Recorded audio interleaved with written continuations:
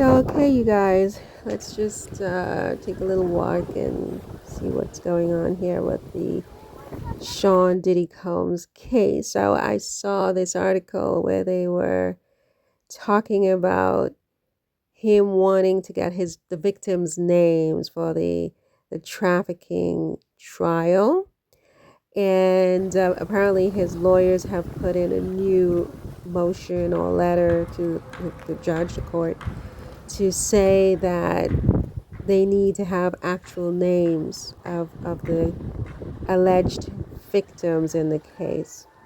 And because what happened was you had the attorney filing John Doe and Jane Doe. Now, I'm trying to figure out, was this for the criminal case or was this for the civil case? Because there's so many cases, so many moving parts. You have this one lawyer down in Texas, Tony Busby, I think is his name, who got 12,000 phone calls. He vetted 3,000 of these cases and he's filed 100 lawsuits. It's a lot of lawsuits. I mean, it sounds like most of them, if not all of them, um, have been dismissed at this point by the court, which would be like, wow. I'm not privy to what's going on with that as yet. I have to get caught up, and it's a lot of catching up with this Diddy situation. But in the Deadline article I read, it says that his lawyers want to get names because, quote, this case is unique in part because of the number of individuals levying allegations against Mr. Combs. I mean, that's true. I've never seen anything like it. Have you?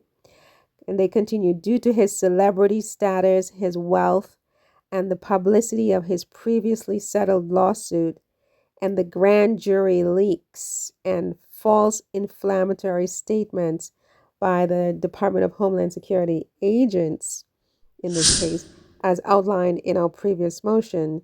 So Marc Agnifilo and Tenny Garagos are the ones who submitted this to the district judge, Aaron Subramanian, right? According to, I multitask around here, you guys. So, I mean, we walk, we talk, okay? I mean, we don't just like sit there and do one thing. So you're looking at Paris and I'm talking to you the Pont Alexandre, the Alexander Bridge, and I'm talking to you about Diddy's lawyers back in New York putting in, this letter to the judge asking to have the John Doe, Jane Doe names lifted and putting the names out there. And it says here that this has had a pervasive ripple effect, resulting in a torrent of allegations by unidentified complainants spanning from the false to the outright absurd. What do I think about that? I think they're right. I think they're right on this one. It's a lot of this just to me sounds completely absurd. Now, I haven't sort of delved I've sort of tried to keep this pace and talking about it to a controlled minimum. I don't want to get into it as much as some of the other YouTubers, and every case that comes out talk about it, and the details that are outlined in the case are usually so filthy and gross and just, it's not edifying. I mean, it doesn't teach a person anything. You don't learn anything. You just learn how to think in a more corrupt manner. And there's nothing wrong with thinking in a corrupt manner if that's what you want.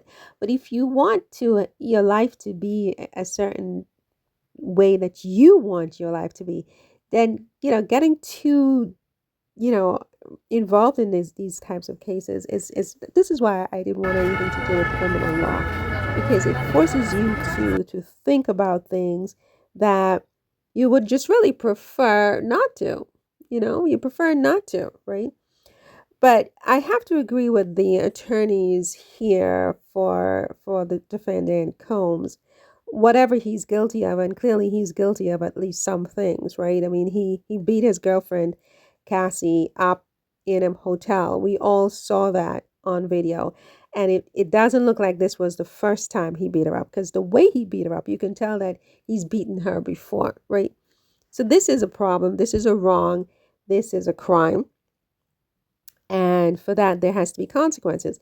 He has paid this woman $30 million in restitution. That's a very, very good sum of money for what she went through. Should there be further punishments? If there were, I wouldn't be sitting here saying, oh, what an injustice, what an injustice. No, I wouldn't do that, depending on what the further punishments would be. If you said, however, he should spend the rest of his life in jail for that, I don't think that the punishment would fit the crime in that case. And I would probably speak about that. I don't think he needs to spend the rest of his life in jail because he beat up his girlfriend. My big objections to this case so far, I mean, among other things, is this racketeering charge, right? I don't think that's a charge that should be thrown out lightly. And I'm not suggesting that the government, through the prosecution or the prosecutor's office, threw it out lightly. I'm just saying that so far, based on what is out there on this case, I'm not seeing a prima facie racketeering case, whatever that even looks like, because I am not seeing the commercial benefit slash gain, the money, the revenues that were made from these so-called freak-offs, right? A. But B, I think that his lawyer is exactly right. It's like he has a constitutional right to face his accusers. You can't just be piling up on this man every day, coming up with a new case and new charges, and then hiding behind John Doe and Jane Doe because you want to be protected. I mean, with all due respect to the victims and the alleged victims of, in this situation, this man has a right to face his accusers. He has a right to know who they are.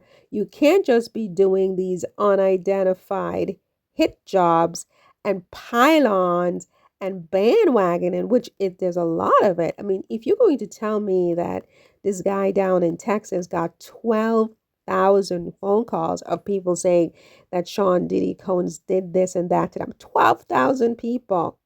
12,000, I said. And he vetted them down to 3,000. 3,000 people. Well, 3,000 plus, maybe say 3,500 people. And out of that 3,500, he extracted only 120. What does that tell you? That tells you that we are in the middle of a hysterical media circus. This is a circus, and everybody has come out to play, and most, if not all of them, are lying. To go from 12,000 phone calls to 100 cases, and he has filed about 6, and all have been dismissed for reasons I'm not clear, I'm not privy. I need to find out why. We are in the middle of a hysterical media circus, right? That has been swirling according to this article in Deadline. And people are just coming out of the woodwork because they're being encouraged and called to do it.